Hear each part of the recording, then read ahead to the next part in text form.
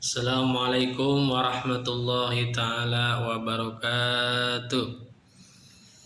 Bismillahirrahmanirrahim. Alhamdulillahirabbil alamin wassalatu wassalamu ala sayyidina Muhammadin wa ala alihi washabihi ajmain. Wala haula wala quwata illa billahil aliyyil azim. Wa ba'du. Para sahabat semuanya, kaum muslimin wal muslimah dimanapun berada, alhamdulillah wa syukur ala ni'amillah. Pada saat ini, pada kesempatan ini kita semua masih diberikan kesempatan kesehatan ya untuk bisa melanjutkan kembali rutinitas kita. Semoga apa yang kita lakukan mendapatkan keberkahan dari Allah Subhanahu wa taala. Amin ya Allah ya rabbal alamin. Baik sahabat semuanya, insyaallah ya, pada pertemuan kali ini kita akan melanjutkan kembali pembahasan kita terkait tentang ilmu tauhid ya. Kita lanjutkan kembali pembahasan tentang ilmu tauhid. Pada pertemuan sebelumnya ya sudah kita bahas yaitu sifat wahdaniyah ya. Ini wahdaniyat ini termasuk sifat salbiyah yang terakhir ya, karena semuanya kan ada 5 ya, qidam ya, 1 qidam, 2 baqa, 3 mukhalafatul lil hawadisi ya, 4 qiyamuhu bi nafsihi, 5 wahdaniyat. Nah ini yang kelima yang terakhir sifat salbiyah, 5 wahdaniyat. Nah wahdaniyat ini artinya tunggal ya. Wahdaniyat ini artinya tunggal ya, sebagaimana disampaikan ya.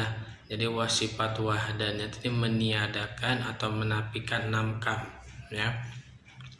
Menafikan 6 kam, meniadakan 6 kam. Apa 6 kam itu? Yaitu kam muttasil fiddat, kam munfasil fiddat, kam muttasil fi sifat, kam munfasil fi sifat, kam muttasil fil af'al, kam munfasil fil af'al. Nah itu 6 kam semuanya ditiadakan oleh sifat wahdaniyah ya. Jadi Allah itu tunggal dalam segi dat, sifat maupun af'al. Kemudian ya lawan katanya adalah, lawan sifatnya adalah ta'adud ya, berbilang. Jadi Allah mustahil berbilang dalam segi dat, sifat maupun af'al. Kemudian dalilnya ya, dalilnya minggu lalu ya, pertemuan sebelumnya sudah disampaikan dalil akli ya. Dalil akli sifat wahdaniyat adalah annahu law kana muta'addidan lam yudai syai'un min hadhil makhluqah. Ya jikalau Allah itu banyak ya, berbilang, maka tidak akan ditemukan semua makhluk.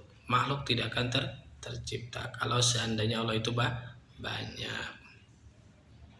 Ya begitu. Kenapa memang ya, kalau misalkan Tuhan Allah itu ada banyak ya, yang namanya banyak lebih dari satu, pasti ada kalanya ya, yang Allah banyak ini ada kalanya dalam menciptakan sesuatu atau dalam berkehendak terhadap sesuatu, itu ada kalanya ittifaq, ada kalanya ikhtilaf ya, ada kalanya berbarengan ya, sama tujuannya, kehendaknya sama, ada kalanya tujuannya, kehendaknya berbeda begitu ya.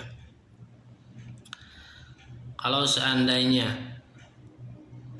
2 ya, atau 3 atau 4 Allah ini ya, kehendaknya, tujuannya sama ya, maka ya itu tidak mungkin ya kehendak atau tujuannya itu terjadi secara bersamaan. Kenapa? Karena tidak mungkin ada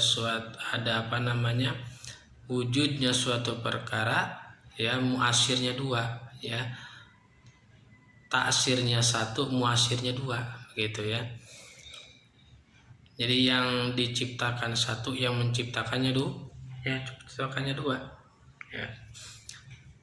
Jadi itu tidak mungkin ya, kalau 1 taksir, 1 muasir ya.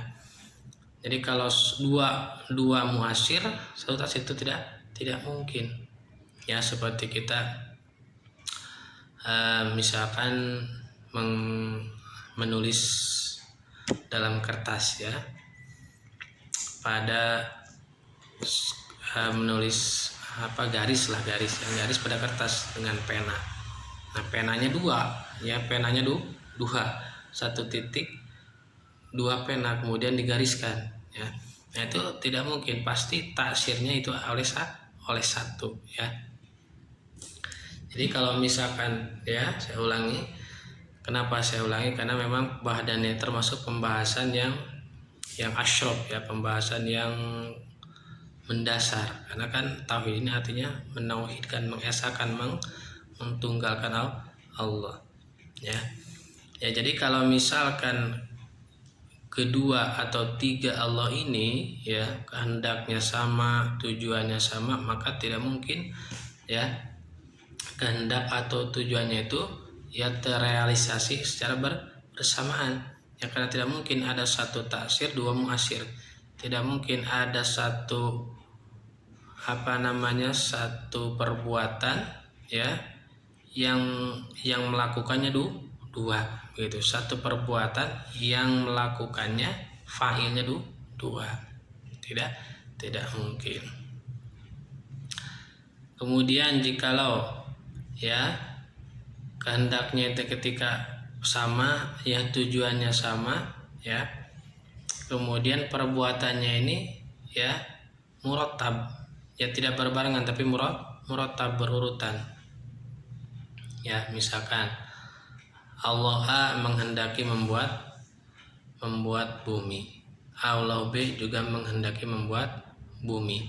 Nah, kalau misalkan terjadinya itu, ya, murattab, ya, murattab itu berurutan. Nah, maka nanti akan ada tahsilul hasil, ya.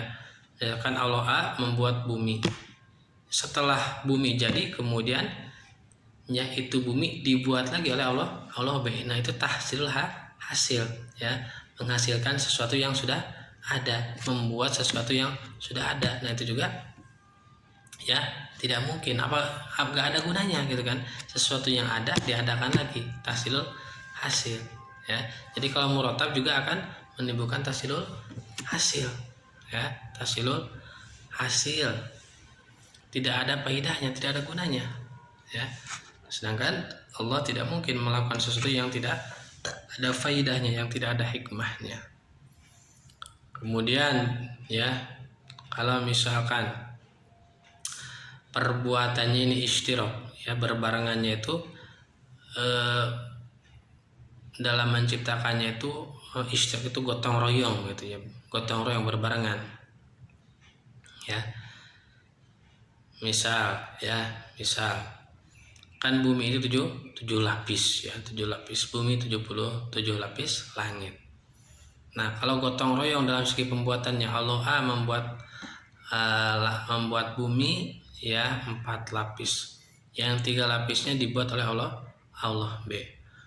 Nah, kalau seperti itu maka akan menimbulkan kelemahan pada keduanya, ya. Allah A, ya, akan dianggap lemah karena tidak mampu, ya, karena tidak menciptakan, ya, yaitu lapisan yang 3 lapis lagi. Allah B juga bisa dikatakan lemah karena tidak mampu menciptakan atau membuat bumi 4 lapisan yang bawahnya, begitu. Ya, jadi kalau misalkan istirak, gotong royong dalam pelaksanaannya itu akan menimbulkan kelemahan pada keduanya. Nah, sedangkan Allah lemah itu tidak mungkin, mustahil, ya. Jadi kalau ittifaq, ya, kalau kehendaknya sama, tujuannya sama, itu susah, ya, susah. Baik itu terjadinya bareng, ya, terjadinya bareng. Nah, tadi misalkan menghendaki membuat bumi, ya, kemudian kehendaknya itu dijadikan lulus secara berbarengan, itu juga tidak mungkin ada taksir, ada perbuatan satu muasir, tidak mungkin ada perbuatan yang melakukannya dua. Kemudian ketika murattab, berurutan, ya, tidak bareng tapi berurutan, ya, pelaksanaannya. Nah, itu juga akan menimbulkan tahsilul hasil, menghasilkan sesuatu yang sudah ada. Ini apa gunanya? Tidak ada faedahnya, begitu ya. Kemudian istirok, kalau misalkan istirok ya gotong royong ya setengah-setengah, nah ini akan menimbulkan kelemahan bagi keduanya. Ya kalau manusia misalkan ya Allah A menciptakan dari pinggang ke bawah, Allah B menciptakan dari pinggang ke atas, nah ini juga akan menimbulkan kelemahan pada keduanya ya. Yang satu tidak mampu menciptakan yang lainnya, yang lainnya juga tidak mampu menciptakan yang lainnya juga ya. Misalkan Allah A menciptakan dari pinggang ke bawah ya, Allah B dari pinggang ke atas, maka Allah A dikatakan lemah karena tidak bisa menciptakan dari pinggang ke atas. Allah B juga dikatakan lemah karena tidak bisa menciptakan dari pinggang ke bawah. Nah, jadi akan menimbulkan kelemahan bagi keduanya kalau istirok, kalau berbarengan ya. Nah itu kalau ittifaq ya, kalau kehendaknya sama, kalau tujuannya sama. Nah sekarang kalau tujuannya kehendaknya berbeda ya, jadi antara Allah 1 dan Allah 2 atau 3 dan seterusnya itu kehendaknya berbeda, tujuannya berbeda dalam mengadakan, menciptakan sesuatu atau tidak itu berbeda ya. Misalkan Allah A ya tadi menghendaki membuat bumi, sedangkan Allah B tidak menghendaki membuat bumi ya. Jadi Allah A menghendaki, bermaksud menciptakan bumi, sedangkan Allah B tidak bermaksud, tidak menghendaki, tidak bertujuan menciptakan bumi. Itu kehendaknya berbeda, kehendaknya berbeda, tujuannya berbeda. Nah ini pun kalau kehendak keduanya ya ini terrealisasi, nah ini juga tidak mungkin karena akan kumpul ya dua perlawanan, apa yaitu ada dan tiada ya. Allah A menghendaki adanya bumi, Allah B menghendaki tiadanya bumi. Nah ada dan tiada ini sesuatu yang berlawanan, maka ketika terrealisasi itu tidak mungkin ya. Sesuatu disebut ada juga, disebut tidak ada juga, disebut ada iya, disebut tidak ada juga iya, tidak mungkin ya. Tidak mungkin sesuatu yang posisinya ada dan tiada ya, itu tidak mungkin ya.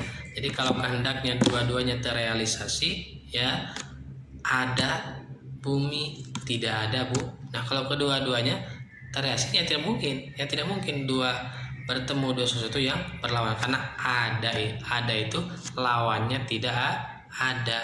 Kalau ada ya tidak ada, kalau ya tidak ada ya ada, begitu ya. Kalau berkumpul dua-duanya ada dan tiada ya tidak mungkin ya. Itu kalau kehendaknya terrealisasi.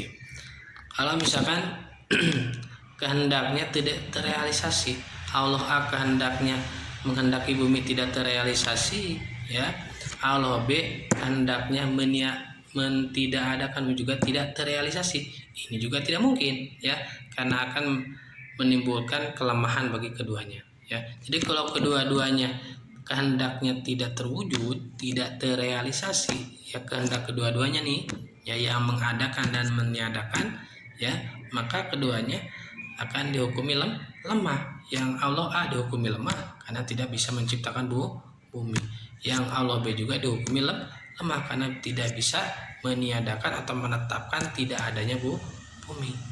Jadi kehendaknya tidak terwujud, yang otomatis akan dihukumi lemah karena kehendaknya tidak terwujud ya. Kalau misalkan ya yang terrealisasi itu salah satunya ya, seperti contoh yang barusan ya, yang terrealisasi, yang terwujud itu kehendaknya Allah A, yaitu mengadakan, menciptakan bumi. Nah kehendaknya ini terwujud karena bumi ada. Nah berarti Allah B ini lemah karena kehendaknya tidak terwujud ya. Jadi kalau terrealisasi salah satunya maka akan menimbulkan kelemahan bagi yang lainnya ya. Jadi kalau kehendak Allah A ya terwujud, maka berarti Allah B itu lemah gitu ya. Sebaliknya kalau kehendak Allah B ya terwujud, yaitu bumi ternyata tidak ada, berarti kehendak Allah B terwujud, maka Allah A lemah karena kehendaknya tidak terwujud begitu ya. Jadi kalau salah satunya ya kehendaknya yang terrealisasi, maka akan menimbulkan kelemahan bagi yang lainnya. Nah, begitu ya. Jadi pengertian jikalau Allah itu ada banyak ya, lebih dari satu, tidak akan ditemukan makhluk ya, seperti itu gambarannya ya. Karena kalau ketika berbeda ya, kalau banyak ya tidak ada satu, pasti kehendaknya ya ada kalanya sama, ada kalanya berbeda. Ya kalau ya banyak ya, kalau Allahnya banyak ya ada kalanya kehendaknya sama, tujuannya sama, ada kalanya kehendaknya berbeda. Ya kita aja ya, realistisnya kita nih ya, manusia itu kan kehendaknya beda-beda ya, kehendaknya beda-beda, beda isi kepala ya, beda kepala beda isinya, beda kemauan beda kehendak ya, jadi begitu ya. Jadi makanya di sini disebutkan dalilnya ya, dalil akli sifat wahdaniyah ya. Jadi jikalau Allah itu banyak, lebih dari satu, maka tidak akan terwujud ini semua makhluk tidak akan terwujud, tidak akan bukti, tidak akan ada, karena memang susah tadi ya. Tadi sudah dijelaskan susah adanya makhluk kalau Allah itu banyak ya, sebagaimana dijelaskan dalam Al-Qur'an ya, yang sudah saya sebutkan pada pertemuan sebelumnya. Ayatnya itu laukana fihima ya, laukana fihima alihatun illallah lafasadata, seandainya di langit dan di bumi ada Tuhan selain Allah, lafasadata, maka yakin pasti bakal rusak ini langit dan bumi, tidak akan ada ya, gitu ya. Itu dalil akli sifat wahdaniyah. Jadi pembahasan wahdaniyah ini memang pembahasan yang disebutnya pembahasan yang asyraf, yang mulia ya, yang urgen gitu ya. Karena tauhid ini kan tauhid artinya mengesahkan, menunggalkan. Ilmu tauhid ya secara pokok mendasar itu menunggalkan, mengesahkan Allah. Nah, sifat yang berhubungan dengan menunggalkan itu sifat wahdaniyah. Ya, wahdaniyat artinya tunggal. Nah, maka pembahasannya pun disebut pembahasan yang asyraf, yang mulia, yang pokok, yang mendasar. Baik. Kemudian dalil naklinya sudah juga ya pada pertemuan sebelumnya, yaitu dalil naklinya surat Al-Ikhlas ya, qul huwallahu ahad ya. Allah katakanlah wahai Muhammad, wallahu ahad, Allah itu tunggal satu. Nah, tunggal di sini tunggal dalam dat, sifat maupun af'al ya. Nah, atau ayat-ayat tadi juga laukana fihi ma'alanillallah, itu juga bisa menjadi dalil naklinya. Baik ya, kalau begitu kita lanjutkan sifat kudrot ya, setelah sifat wahdaniyah sifat kudrot. Nah, ini sifat kudrot ini mulai kita memasuki sifat yang disebut sifat mani ya. Nah, jadi sifat kudrot ini termasuk sifat ma'ani ya, karena sebagaimana yang kita ketahui, jadi sifat yang 20 ini terbagi menjadi 4 bagian. Ya, ada yang disebut sifat nafsiyah, ada yang disebut sifat salbiyah, ada yang disebut sifat ma'ani, dan ada yang disebut sifat ma'nawiyah ya. Sifat nafsiyah 1 ya, sifat salbiyah 5, sifat ma'ani 7, sifat ma'nawiyah 7, jumlahnya 20 ya. Namun ada sebagian ulama ahli tauhid yang meniadakan ya sifat ma'nawiyah, jadi jumlahnya semua ada 13. Nah, itu sama aja ya sama aja Asy'ariyah, Maturidiyah, sama aja itu Ahlussunnah wal Jamaah ya. Karena ma'nawiyah ini adalah lazim daripada ma'ani ya. Jadi ketika dikatakan ma'ani pasti ada ma'nawiyah di situ ya. Jadi sama aja ya. Yang menyebutkan sifat wajib ada 20 dan yang menyebutkan 13 itu sama aja. Jadi kalau 13 berarti itu meniadakan manawiyah, karena otomatis manawiyah ada dalam ma'ani begitu ya. Baik, wa yajibu fi haqqi ta'ala al-qudratu ya, ini sifat mani yang pertama ya. Dan wajib di haknya Allah adalah sifat kudrat ya, sifat kudroh, ya. Kudroh itu artinya kuasa, ya. Allah berkuasa atau maha kuasa. Wahiyya sifatun qadimatun qaimatun bidzati ta'ala yujidu biha wa yu'lim, ya. Baik. Sifat kudrat adalah sifat yang qadim, yang berada, ya, pada zatnya Allah, ya. Sifat yang qadim, ya, qaimatun yang berada pada Allah Ta'ala, ya. Qadim itu artinya dahulu, ya, tidak ada awalnya. Sifat Allah semuanya sama, ya. Jadi pangkatnya sifat Allah yang 20 ataupun yang membilang 13 semuanya qadim, semuanya tidak ada awalnya, sama, ya. Dan semuanya qaimatun bidzati ta'ala, ya, berada pada zat Allah, ya, qaimah, ya. Karena kan yang namanya sifat itu, ya, sifatnya, karena namanya sifat itu, ya, dia tidak mungkin, ya, berdiri sendiri. Sifat pasti ada pada zat, ya. Nah, sifat Allah semuanya ada pada zat Allah, dan semua sifatnya Allah yaitu qadim. Jadi zat Allah dan sifat Allah semuanya qadim, sama, ya. Jadi sifatnya juga qadim. Jadi zat Allah maupun sifat Allah semuanya qadim, ya. Begitu. Baik, beda dengan sifat manusia, ya. Kalau sifat manusia itu hadis, artinya keberadaannya datnya dulu baru ada sifat, berbeda dengan makhluk, ya. Baik. Nah, kudrat ini artinya kuasa. Nah, dengan sifat kudrat ini, ya, Allah berkuasa, mampu mengadakan, yujidu biha wa yu'lim, mengadakan dan mentiadakan, ya. Mengadakan dan meniadakan. Mengadakan yang tidak ada, meniadakan yang ada, ya. Mengadakan yang tidak ada, meniadakan yang ada, ya. Atau kalau bahasa Sundanya ngayakeun eueuh ngeuwekeun aya, gitu, ya. Ngayakeun eueuh ngeuwekeun aya. Baik, ya. Kemudian, ya, sifat kudrat, ya. Jadi sifat kudrat ini mempunyai ta'aluk, hubungan, ya. Nah, ta'aluk atau hubungannya sifat kudrat kepada seluruh mumkinat, ya, al-mumkinat. Jadi ta'aluk, hubungan, ya, sifat kudrat ini kepada segala sesuatu yang sifatnya mumkinul wujud, yang keberadaannya itu mungkin, ya, atau jaizul akli, ya.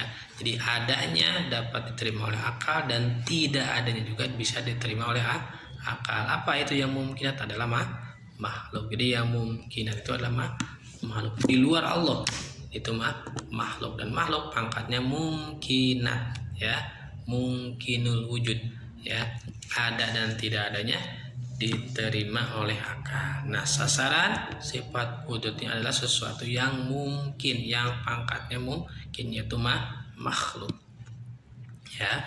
Jadi ulangi, jadi sifat Allah kudro ini, Allah berkuasa, ya, mengadakan makhluk yang asalnya tidak ada menjadi ada, dan juga Allah berkuasa yaitu meniadakan makhluk, ya, meniadakan makhluk yang ada menjadi tidak ada, ya. Jadi mampu mengadakan yang tidak ada, meniadakan yang ada, gitu, ya. Baik. Kemudian, ya, sifat kudrat ini, ya, kita jelaskan lagi, ya, mempunyai hubungan menjadi sab'ut ta'alluqat, ya. Walaha sab'ut ta'alluqat, ya. Sifat kudrat ini memiliki 7 ta'alluq, itu hubungan, ya. Ta'alluq itu hubungan. Ta'alluq itu hubungan. Nah, sifat kudrat ini memiliki 7 ta'alluq, 7 hubungan, ya. Yang pertama ada yang disebut dengan ta'alluq suluhi qadim, ya. Ta'alluq suluhi qadim. Kemudian yang kedua tanjizi hadis awal, yang ketiga tanjizi hadis sani, yang keempat tanjizi hadis salis ya. Kemudian yang kelima qobliyah ya, qobliyah awal ya, yang keenam qobliyah sani, yang ketujuh qobliyah salis ya. Itu jadi ada 7 ya kalau dirinci ya. Kalau ditafsil ada 3 ya. Kalau ditafsil ada 3, yaitu satu ta'aluk suluhi qadim, yang kedua ta'aluk tanziziyah hadisa, yang ketiga ta'aluk qobliyah ya. Jadi kalau di ijma ada 3, satu suluhi qadim, yang kedua tanziziyah hadisa, yang ketiga ta'aluk qobliyah ya. Kalau itu ditafsir di ijma secara global ada 3. Kalau ditafsir dirinci ada 7 ya, karena masing-masing dari tanjiziyah hadisah dan qobliyah itu ada 3. Tanjiziyah hadisah 3, qobliyah juga 3 ya. 3 tambah 3 6, suluhi 1 jadi 7. Jadi kalau dirinci ada 7 ditafsir dirinci itu ya. Baik, kita jelaskan satu persatu. Yang pertama ta'aluk suluhi qadim ya. Nah, ta'aluk suluhi qadim ini artinya apa ya? Yaitu patutnya Allah ya, layaknya Allah di dalam waktu ajali, masa ajali. Ajali itu ya masa sebelum Allah menciptakan makhluk, sebelum diciptakannya makhluk ya. Wa huwa sholahiyatuha fil azali lil ijadi wal idam biha fi waqtil imkan ya. Jadi ta'aluk suluhi qadim itu artinya sholahiyatuha ya. Patutnya atau layaknya Allah, berkuasanya Allah ya di waktu azali sebelum Allah menciptakan makhluk ya, patut layak untuk apa? Untuk mengadakan atau meniadakan ya. Mengadakan meniadakan apa? Yaitu mengadakan meniadakan al-mumkin. Jadi sasarannya ya yaitu makhluk ya. Jadi fil azali ya, di waktu sebelum Allah menciptakan semua makhluk, Allah itu patut layak, berkuasa, mampu ya mengadakan makhluk, menciptakan makhluk ataupun meniadakan makhluk ya. Biwaktil imkan, tidak di waktu yang mungkin menciptakan atau meniadakan ya. Artinya sebelum ya, sebelum Allah menciptakan makhluk ya azali itu ya. Nah, Allah itu berkuasa ya. Allah itu berkuasa, mampu, layak ya, pantas ya. Jadi Allah patut ya, layak, pantas ya sebelum menciptakan makhluk ya untuk mengadakan atau meniadakan ya. Jadi Allah menciptakan makhluk ya ataupun meniadakan, artinya tidak menciptakan makhluk, itu sah bagi Allah, pantas, layak, berkuasa ya. Jadi Allah mau menciptakan makhluk ataupun Allah tidak menciptakan makhluk ya, itu bagi Allah berkuasa, mampu, pantas, layak, begitu ya.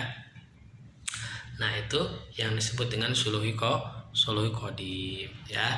Jadi itu yang disebut dengan suluhi qadim, ta'aluk suluhi qadim, yaitu layaknya Allah, pantasnya Allah, berkuasanya Allah ya untuk menciptakan atau tidak menciptakan ya pada makhluk ya.